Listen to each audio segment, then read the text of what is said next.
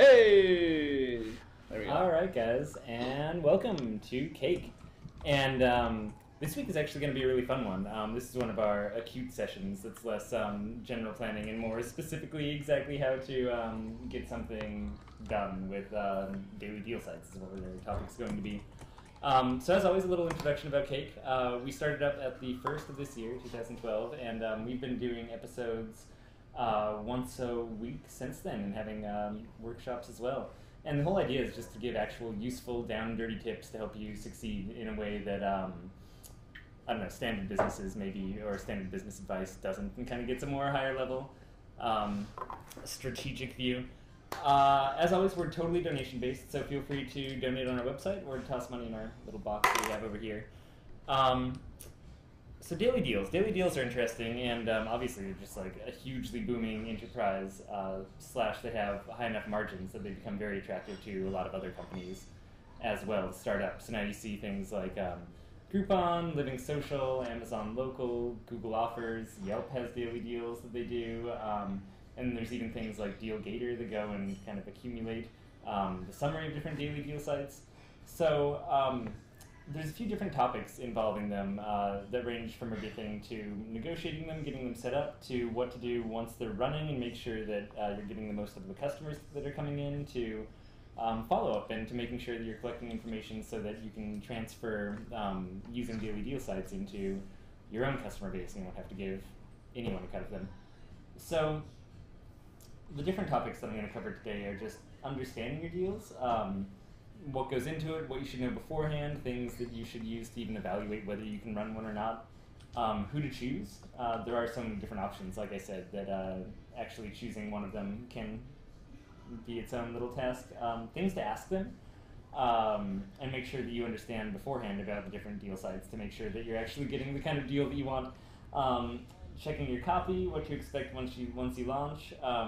Not fucking things up, which is really important. I think that the largest backlash that the daily deal sites get and the largest complaints that they get are from companies who have not really done their own homework and made sure they're not just shooting themselves in the foot, which of course reflects poorly on Groupon and also just kills some small businesses who have launched with them.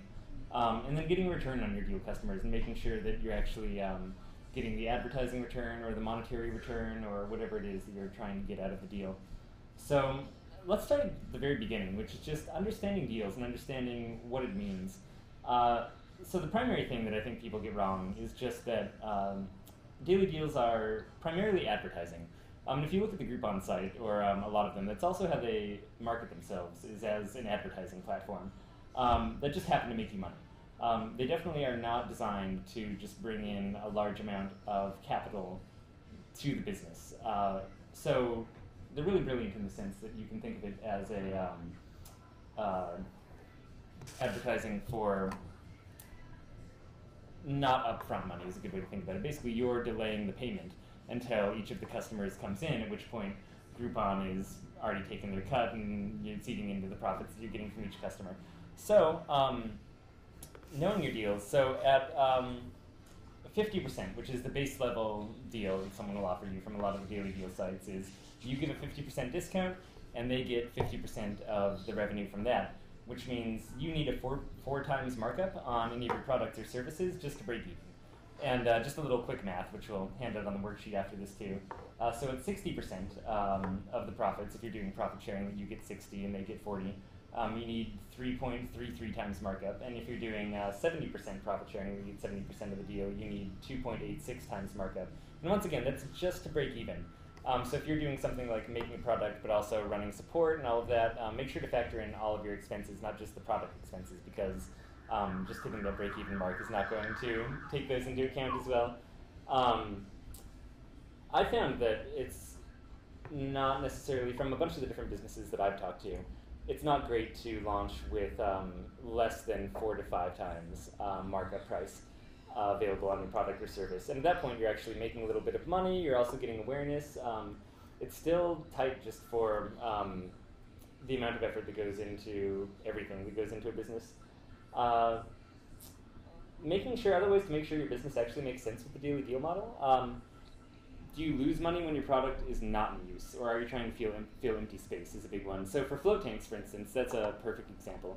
And before I launch too much further, a little bit of my background in daily deals and how I feel like I can actually talk about these kind of intelligently is just that through Float On, which is my business, which I run with several other people, we launched Groupon to start, and then we've launched 2 living social deals since then, negotiated with them, and then we launched another Groupon deal. We have arrangements with Amazon Local and with Google Offers to kind of put things in place. And then there's also Merc Perks, which I've mentioned several times before on the show, which is amazing. We love the Mercury. You should definitely check out Merc Perks if you're a business that can make use of advertising and are looking in the daily deal sites space.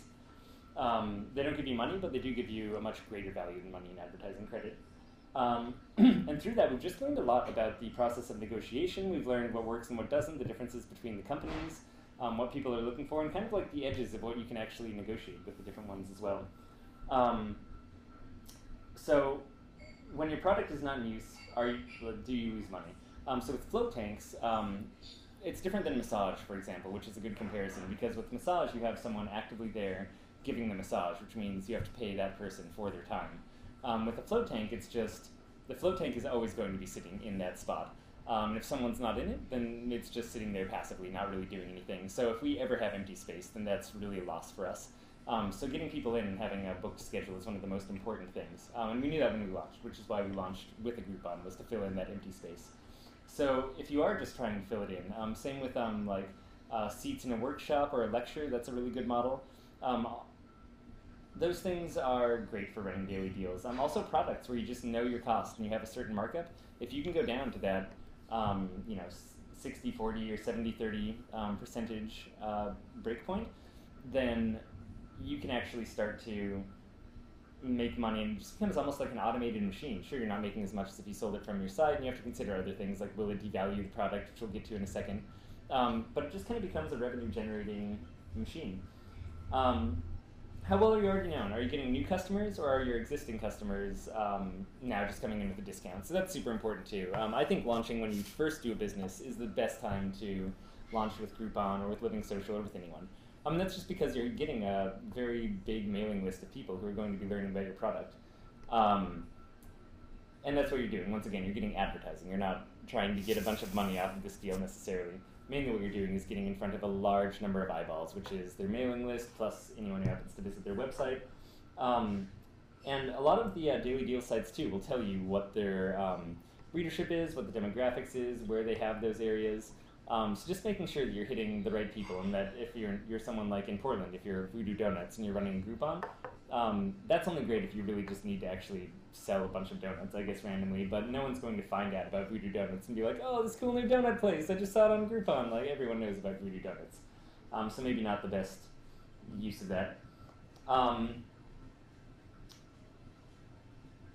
Discounts do devalue your service, so be careful about overusing them. Just in general, discounts do cause a lower value to pop up in the customer's mind, and that's just because, of course, if they're getting something for a lower price, then they, emotionally, just on a physiological level, things get released whenever we pay more than that, saying, like, you paid less for this at some point. Shouldn't I be getting this for less money? On average, I guess, I read a study and I was looking for it and couldn't find it recently, but it takes several years at the very least for our brains to kind of get over that discount price and go back to paying full price. That can be counteracted with justifying it, which we talked about in earlier cakes, and Groupon does that a little bit, just in the sense that they are a daily deal site. This only gets offered every so often. But it gets confusing with things like massage therapists, because if someone's a Groupon user and they're always getting massages for half off, that creates kind of this lowered value for it. And so maybe you're the massage place that doesn't offer a Groupon or a daily deal, doesn't offer a Living Social, doesn't offer a Google Offers or Amazon Local. Make sure they don't appear in front of the same person twice. That's kind of along the same lines of the make sure you're getting fresh eyeballs, people who haven't heard of you, but also make sure that since you're going to be offering a discount, that you don't just keep hitting the same people with a discount over and over again, because along that lines of devaluing, if they keep seeing your service offered at a lower rate, that's not going to be good for what they perceive your value to be. So Groupon actually has tools for making sure that doesn't happen. Living Social, I believe, does the exact same thing, and most daily deal sites, if you call them and you've run a previous one, will tell you the overlap of their list with another site's list, which I don't quite understand how they do, so I assume they at least fudge that a little bit. Line up your deals with your down season is another really useful one. Just if you happen to have a down season, like for float tanks, summer happens to be the down season. People just don't come and float that much because in Portland they'd rather be outside frolicking and on the trails.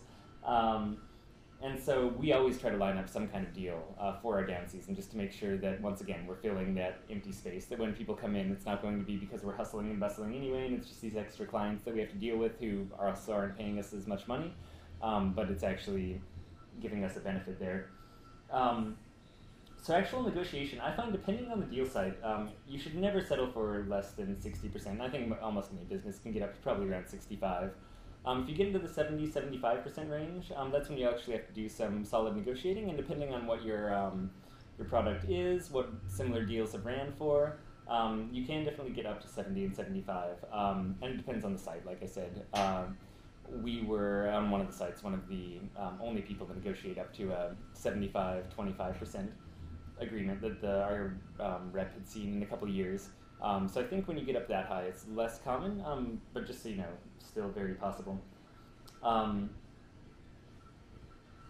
Who to choose? So let's go on to another big category, which is just who to choose. So there's, like we mentioned already, Groupon, Living Social, Google Offers, Amazon Local, Merck Perks. There's also a lot of local ones that have started to pop up, just for city specific and that aren't running in multiple cities. So you can look into those as well. Definitely the nice thing about going with a bigger one is they've had a lot of money and time to develop their dashboard software. So dashboard usefulness is one of the biggest things. Just how easy is it to redeem those coupons once you have them from your list and when people come in with them. And oh my goodness, yeah, it ranges from when we started with running our Groupon, was when Groupon was also still very young. We just got a giant spreadsheet of names and numbers. Same when we started running with Merck Perks, and both of them have now switched over to dashboard systems. Of the ones we've used so far, Living Social has been the best dashboard and redemption process. And definitely of the Groupon, Living Social kind of top two. Living Social so far has been much easier for us to redeem things and just in general access information from. Customizability, how much they can actually customize for special cases or different things you want to do with your deals. So far with all of our experiences, pretty much not at all. Even if you kind of get something special written into the agreement or try to do something tricky with the deal, the ability to redeem them in any kind of useful way just goes down with any customizability. The systems that they do have in place are just meant to work really cookie cutter, so when you stray from that, the systems don't work and it just causes even more chaos. So we really wouldn't expect anything that's customized to you. Customer service, can't speak to it too much. So we've always been able to get through to reps and to different people we've been trying to reach. We haven't heard personally more from Living Social and Groupon, even from local businesses. So for the other ones, definitely shoot us an email at Cake if you hear more about customer service and how they do. That said, the actual experience that we've had between them, I can definitely recommend so far ones that I've used. Living Social has been great to work with. If you are trying to work with a big company that has a big list and just send it out to a lot of people, get people through the door and advertise. Groupon definitely got a pretty large rush through the door, and since then we've actually had a few just kind of nightmare experiences with them. We actually just recently had to shoot them a very angry email because we had run a deal with them, and then it just sort of kept running, and we told them to cancel the deal, and just 2 days ago, I think, maybe 3 days ago, a deal popped up again from Groupon with Float On listed without our permission at all, and they just started running them and selling them, and we had to give them another angry phone call, and I guess they'll be taking it down now. And then we were told initially when we started up we'd be able to do things like have a custom ability to redeem 2 floats at a time. That wouldn't be a problem, and their dashboard just couldn't handle it. So also be wary about sales promises that you hear beforehand that you don't get in writing, especially from people like Groupon. Just make sure you actually have it written down, you know exactly what they're committed to, because we have definitely heard promises that did not get followed up on. Things to ask as you're just setting it up once you've decided on who you're going to go with. Oh, a couple other things with who to go with. So let's just go through, now that you've got some general things, the benefits of each one. So Groupon just has the biggest mailing list. but they often separate it into neighborhoods, so the benefit of that is kind of going down. Living Social, second biggest mailing list, and more affluent customers than Groupon is kind of what they pitch themselves on. You'll reach higher quality people who aren't just deal seekers. Google Offers, it's still young. It won't sell as many as the Amazon or as the Living Social and Groupon. It won't reach as many people, and this is the same as Amazon Local too. It's kind of young. It won't sell as many, but the customers you get will be higher quality. And from what I understand and what I've heard from their sales reps, Amazon Local is even kind of a notch above that. So if what you're trying to do is sell not very many, but get your name kind of out for exploration and conversation among pretty affluent, high quality actual purchasers, Amazon Local is a really good one to go with. And then Merc Perks, again, you don't get money, you get advertising credit, but if you can make use of intelligent advertising credit, go back and watch that cake on how to make a good ad, which was, what, last week? Yeah. Then Merc Perks for us has honestly been invaluable. Can't speak highly enough of Merc Perks. That's one that I wouldn't think twice about doing. I wish I'd known about it sooner so I could launch with him. So things to ask them once you decide on one. When's your last ability to pull the deal? So we've done several ones where we agree roughly to a time period, months ahead of time, just depending on how our business is going to be going, and then end up pulling it. And I'm sure Google Offers and Amazon Local are incredibly frustrated with us for thinking they have things lined up, and then it just gets off the docket and postponed. But from a business perspective, ends up being incredibly useful and allows us to plan things ahead. It's just kind of a fail-safe, and then completely cancel them if it doesn't look like it's going to be useful. Are there restrictions imposed on other deals you launch? So that's another one. And from my understanding right now, Groupon does have limitations on you launching with other people, especially if you sign kind of merchant contracts with them, which is after you've run with them, they invite you maybe into a merchant's program and try to get you exclusive. Living Social is more flexible. I think they try to get a less time period where you don't run a deal. They might even do you don't run a deal except for after theirs. Their terms change a lot, so it's hard to keep exact track of them. Google Offers and Amazon Local both, last time I talked to them, had no restrictions on you running other deals or better price deals. And same with Merc Perks. I don't believe they have any restrictions on there as well. Those are the big ones, just things to ask to make sure that you know what you're allowed to do as well, even when the deal is in planning. Negotiation points, this is kind of the big stuff. What can you actually negotiate on? What are your points where you can get more what you want and where you make sure that you're getting a good deal? So like I said, the big thing is percentage, and I would say aim for 65 to 70%, depending on your business, is a really good number to aim for, but between 60 and 75 is definitely what you should get. Less than that, and you should just, you're not in a high-powered position enough, and I don't know, you're doing something wrong. Amount sold, you can control on almost all of them how much are actually released for sale. So the first one we launched, we just wanted to sell as many as possible, which we sold, I think, 2,000 or something, Groupons. After that, we wanted to limit them a little bit more, so then we put caps like, we're only allowed to sell 1,000 of this kind, or 500 of this kind, 500 of another. You can do more and more complex things as their systems develop more too, but you can definitely put a limit on amount sold. And obviously they want to sell as many as possible, so they have to write the least amount of copy for the most money they take in, so that is actually a negotiating point. So the best thing for them is no cap on that, which will give you a little more leverage. Expiration date, how far from when you launch does it expire? Usually I think they want to go for around a year is the default. We've done ones that are as short as 3 months and as long as a year and a half. How long the deal runs for, so whether it's running for 1 day or whether it's up on the site for more. I'm not quite sure. I get mixed feelings about what they actually prefer for that. The best thing that I found for a business perspective to negotiate on that is to run a 1-day deal with the option to extend it another 1 or 2 days afterwards if it doesn't sell as many as you had wanted. And that's worked really well for us. When the deal runs, and so like what time of year, what day of the week it runs. There are definitely better days than others. So look into that for your own industry, decide. It's really hard to get a set day locked down. So day of the week is going to be a really hard point to negotiate. If you want to get a very, very set particular date like July 4th and you are some kind of Independence Day company, that's something you'll probably have to negotiate down on other points for, because I get the feeling they really want to keep a flexible schedule. So if people cancel at the last minute, like Float On has now done several times, that they're able to fill in the gaps.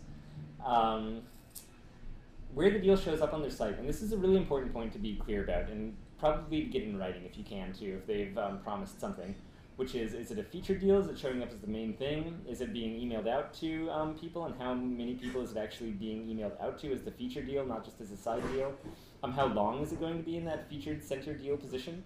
And is it only for people in certain geographies, or is it for everyone in all of the city, all of Portland, for example? And that's really that's what controls how your advertising is. That's your advertising space. So that's really a point you need to be very clear on. Just launching a deal and getting everything else set up is not enough. You want to make sure that you're featured, that you're up in front of as many eyeballs, or more importantly, I find the email response is apparently their biggest response that they get for anything. So the site is really secondary too. How many email boxes is that actually hitting where you are the featured deal? And once again, if you can get that in writing, that's a really good thing to lock them down to. Other ones that are less important for actual negotiation, but just things you can keep in mind. Number allowed as gifts, number available per person per purchase, amount of days before you can get paid. Actually, that is a big one. So number allowed as gifts and number available per person per purchase. Obviously, the more you control these, it's kind of like controlling how many total you can sell. It just means if you put a limit on that, that's less money that Groupon can be bringing in from those same people. But from a business perspective, we usually do, we allow one per person and then as many as gifts they want to get, and that works out well for our business. So that's the kind of flow model that's worked. And then another big negotiation point, which I had tossed down here at the bottom, way out of the way, was amount of days before you get paid. And so for us, that hasn't been as much of an issue, but sometimes you just, and just in general probably, you want the cash as soon as you possibly can so you can start reinvesting it. Money now is worth more than money in the future, of course. So the amount of days before you actually get paid from your daily deal, I believe Groupon does I think they do 3 payments last time we worked with them. Living Social does 1 bulk payment, and I believe that comes 2 weeks after you run the deal. I've talked to people who have negotiated down the Groupon deals to a single payment that comes almost immediately or within a month. At the very least, I think that putting a good standard thing to do would be, I'd say 70 to 80 or 90% of the money comes up front after the deal runs, within a few days the check gets cut or the deposit gets made to your bank account, and then the other 20 to 30% gets held just in case people cancel or they need to do refunds, and that gets shipped out to you after a couple weeks or a month, whatever seems reasonable. But definitely that's one we'll just try to toss in there. So if you don't bring that up, then you will get not as good deal terms on when you get paid, and they'll just be keeping that money in the meantime and using it for their cash flow. So you might as well take advantage of that, negotiate it down, and use it for yours. A couple other things that you'll do, so that covers kind of before you actually get the deal launched, what to negotiate. So once you start doing it now, and once you've gone to the launching process, make sure to check your copy. They'll send you copies, so you can't write your own text that you want down there and actually submit it to them for almost all of them. But they will check in with you and make sure that it fits what you want. And even though they're funny and kind of slapstick, most of them use humor. Groupon and Living Social are more direct. They're less silly than Groupon and Amazon Local. Sorry, I just completely mixed up the sentence. Okay, let's rewind the last 15 seconds of my life. Google and Amazon Local are more serious than Groupon and Living Social. Okay, there we go.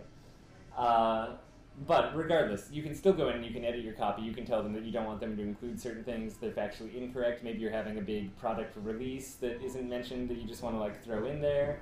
And they'll usually be pretty accommodating for that sort of thing, just small changes that you want to make. Do you guys mind if I have you close out with me? Yeah, that's cool. That's fine. 4 books, 7 books. Alright. I'll be back. Sweet. So the let's see, where was I? Oh, sorry, we just had a waitress come in. So check your copy, yeah. They won't change their style, yeah, they'll work with you. And also they'll include an image, so make sure to have your own kind of classy, high-res image that you want to send along, otherwise they'll just pull one off the internet that they think is fitting. And what to expect once you do launch. A huge surge at the beginning and the end. So for the first about 3 weeks and the last 3 weeks, and just pretty much going down. So the first week is crazy, and then it just goes down from there, and then the last 3 weeks especially also very crazy. And the middle, not so much. It just kind of like fills in gaps. There's people coming in. Depends on how many you've sold total. But I'd say a good, I don't know, half of the people come in just during that first 3 weeks and the last 3 weeks. There's about a 60 to 80% redemption rate, depending on what business you're in. Our sector, I think, typically has around a 60 to 70% redemption rate, which is the kind of spa service industry. And it does differ, but getting above 80% redemption is rare. So you can kind of factor that extra 20% that won't be redeemed into your overall profits and what your margins are. Expect a lot of phone calls, just a lot, or emails if you don't have phones, depending on what kind of business you are, but a lot of customer contact, kind of asking for details about it, asking if they can do different things to their Groupon, apply it to different things. Definitely just a ton of time spent on customer support, especially at the beginning and at the end as well. Also, the most important thing about this, make sure you can survive the end rush, where you have a ton of people but not a lot of income. So when we first launched, that we had planned for the beginning and end rush, but we hadn't really realized that that end rush would shut down like 3 weeks of business. So for about 3 weeks towards the end, it was just Groupon customers, which meant there was 3 weeks of revenue that we were now kind of counting on for cash flow that we weren't getting in. We got around it, but I wish we had planned a little better for that one. One of the last things is just not fucking things up. Along those lines, don't launch with inappropriate margins. Don't be a restaurant that has minimal margins and you launch a Groupon, now you're getting a quarter of the course that you normally would for a meal and it drives you under. Like, don't be one of those businesses that becomes the story about how a daily deal site destroyed them. Have a super reasonable plan for when your deal expires. We let people, for instance, as long as they book in a float, we'll honor the full value of their Groupon as long as they booked it before the expiration date. So they can even come in like weeks, a month ahead of or after the Groupon has expired, as long as they've scheduled it beforehand. And that makes people really happy. They don't feel like they're getting cheated. That's just good customer service. Yeah, exactly. It's just good customer service. Know that the value they paid is good forever in some states, but at least for a few years, I believe. At the very least, a few years in different states. Yeah. So regardless, you're gonna have to honor, like, let's say for floats, it's we sell them for $25 on a daily deal site, and normally it's $50, so it's at least half off. It's always going to be worth at least $25. So the other $25 they can pay in any time. So I think Oregon's infinite. Yeah, Oregon, for instance, is in that infinity realm. Like, someone could come in with their Groupon like 20 years from now, and we'd have to honor the $25, which is fine. Just make sure that you know that and that you've planned accordingly too. So you don't want to be telling customers that they can't do that and ruining the day. Another one I found, I haven't actually heard this from, and I've talked to over a dozen people who've run different daily deals, which is where a lot of this info comes from. And this is one I found from an online recommendation that I didn't run into, but I thought was really good, which is just, especially from kind of the lower-end customer deal sites, deal customers tend to tip less. So definitely compensate your staff for bad tips. So if you know there's going to be a lot of deal customers coming in, you run something like a restaurant, you plan to pay the staff more money for handling them because they're going to be losing money on that. And just because you made a good business decision and planned out all of your deal doesn't mean that your employees should have to suffer at all. So I thought that was another good one that could go overlooked. And then the last part of this is just getting a return on your deals customers. Now that you've got them in, you've already gotten their money, they pay ahead of time, you're getting that advertising, you're getting them through the door, trying things out. Now you need to make sure that you're actually getting that return on value for having brought them through the door in the first place. So they're often deal hunters. They're statistically unlikely to spend more than their voucher, and they have poor retention rates. So be aware of this, and you can turn those poor retention rates, and you can turn the fact that they're not usually going to spend more into at least a higher conversion rate, just even knowing that you'll have kind of this wall to push up against. Make sure to collect emails is a really big one. Just get contact info from people who come in on these deals. Super huge.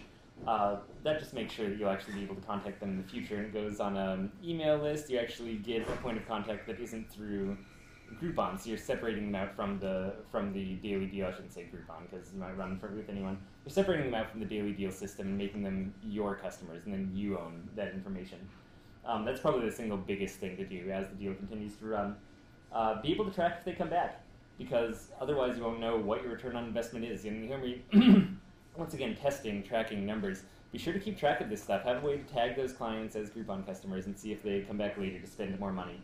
And if they don't, you know not to run it again. If like every single one of them comes back and spends a bunch more money, you know that running a daily deal is a great idea. You should probably do more of that. Figure out your upsell. So how to entice people to get more value out of their discount. what I've heard from a lot of companies, we decided to. So what I've heard from a lot of companies is offer some kind of follow-up deal for customers, for daily deal customers, and that's just to, if they're bargain hunters, you want to kind of lure them in again for a second point of contact with another deal. Like they went for the first deal, let's get them going for a second. And my opinion is that you have to watch out for that devaluation thing. Like if you got them in with one deal and then you offer them a second deal, and then the third time you don't offer them a deal, I kind of think they're even less likely to come back in the second time. So what I think is you offer them that deal, and then you just, so how we work it at Float On is twofold.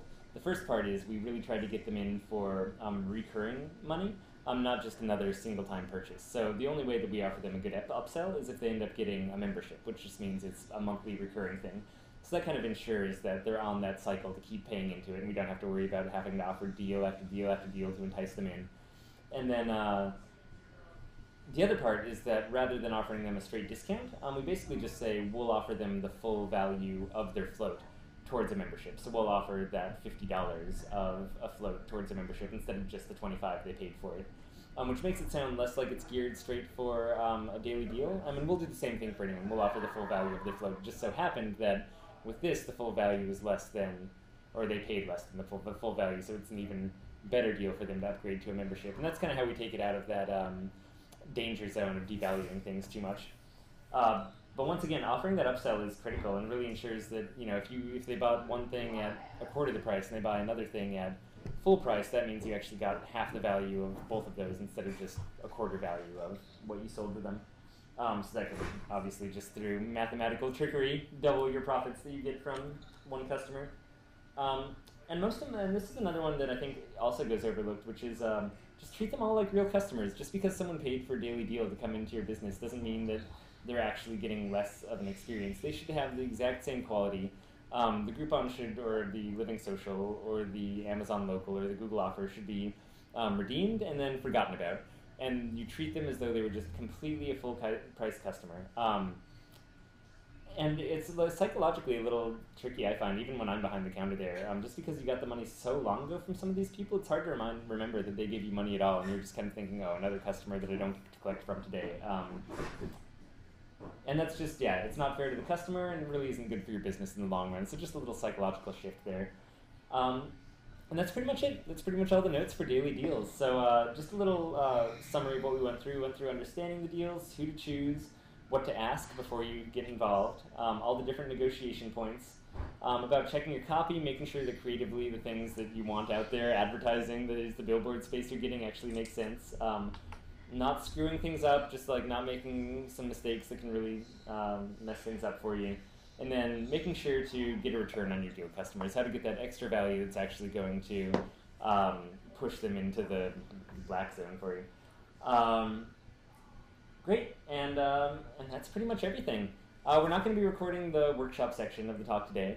I actually have a question from online. Oh, great. And yeah. It's pretty much been answered, but I just wanted to ask the question since Yeah. it's been asked. With all the bad press of Groupon and people getting burned and so forth, what are the top 3 things that you would recommend to look out for? I think you mentioned 1, making sure the profit was there. 2, making sure you can handle the workload. Would you add a third, or would you change those up? I think that the most important thing to do when you're, so essentially, like, you're doing advertising, and you have to have enough money for either an advertising budget to pay for the losses you're going to take, or you need to have enough of margins that you can support the fact that you're going to be getting a much lower percentage than you normally would. So that's the biggest thing to understand. If you don't understand that, I think that's most of the people who have been burned by Groupon. Or by any of the others. The other thing is making sure that you're getting on the right list, that you're getting out to as many eyeballs as you think that you are, and that you're going to sell as many as you think you're going to sell. And then the other stuff really is just handled in all of those negotiation points. Like, as long as you understand really what you're getting into and where they're going to allow different leeway, that's really how you protect yourself going into these. And I honestly think that the businesses that, other than ones where it's just been absolute negligence and they've like launched on different dates than they said they were going to and caused huge fiascos and they really dropped the ball. I really think that a lot of the horror stories, I'm reading them and I like feel terrible for these businesses, but I'm like thinking to myself, they really didn't think this through.